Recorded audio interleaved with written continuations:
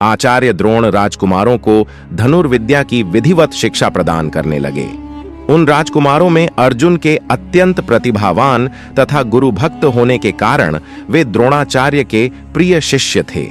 द्रोणाचार्य का अपने पुत्र अश्वत्थामा पर भी विशेष अनुराग था, इसलिए धनुर्विद्या में वे भी सभी राजकुमारों में अग्रणी थे। किंतु अर्जुन अश्वत्थामा से भी अधिक प्रतिभावान थे। एक रात्रि को गुरु के आश्रम में जब सभी शिष्य भोजन कर रहे थे, तभी अकस्मात हवा के झोंके से दीपक बुझ गया। अर्जुन ने देखा, अंधकार हो जाने पर भी भोजन के कौर को हाथ मुंह तक ले जाता है।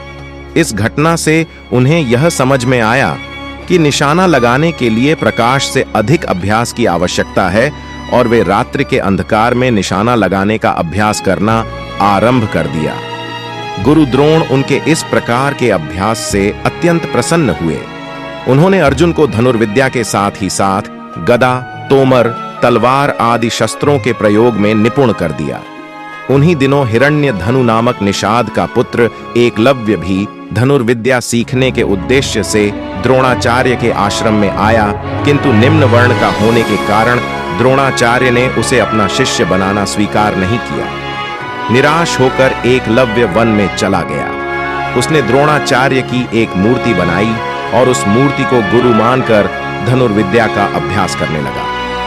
एकाग्रचित्त से साधना करते हुए अल्पकाल में ही वह धनुर्विद्या में अत्यंत निपुण हो गया।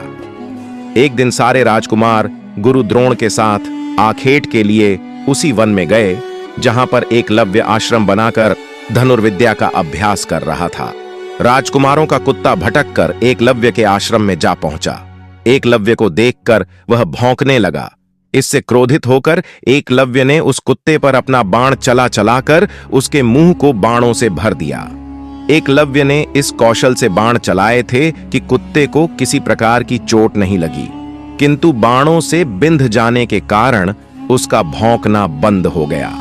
कुत्ते के लौटने पर जब अर्जुन ने धनुर्विद्या के उस कौशल को देखा तो वे द्रोणाचार्य से बोले, हे गुरुदेव, इस कुत्ते के मुंह में जिस कौशल से बाण चलाए गए हैं, उससे तो प्रतीत होता है कि यहाँ पर कोई मुझसे भी बड़ा धनुर्धर रहता है। अपने सभी शिष्यों को लेकर द्रोणाचार्य एकलव्य के पास पहुंचे और पूछे, हे वत्स, क्या ये बाण तुम्ही ने चलाए हैं? एकलव्य के स्वीकार करने पर उन्होंने पुनः प्रश्न किया, तुम्हें धनुर्विद्या की शिक्षा देने वाले कौन हैं? एकलव्य ने उत्तर दिया, गुरुदेव, मैंने तो आपको ही गुरु स्वीकार करके धनुर्विद्या सीखी है। इतना कहकर उसने द्रोणाचार्य की उनकी मूर्ति के समक्ष ले जाकर खड़ा कर दिया। द्रोणाचार्य नहीं चाहते थे कि कोई अर्जुन से बड़ा धनुर्धारी बन पाए।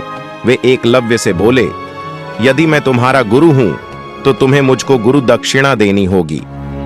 एकलव्य बोला, गुरुदेव, गुरु दक्षिणा के रूप में आप जो भी मांगेंगे मैं देने के लिए तैयार हूं। इस पर द्रोणाचार्य ने एकलव्य से गुरु दक्षिणा के रूप में उसके दाहिने हाथ के अंगूठे की मांग की। एकलव्य ने सहर्ष अपना अंगूठा दे दिया। इस प्रकार एकलव्य अपने हाथ से धनुष चलाने में असमर्थ हो गया तो अपने पैरों से धनुष चलाने का अभ्यास करना आरंभ कर दिया।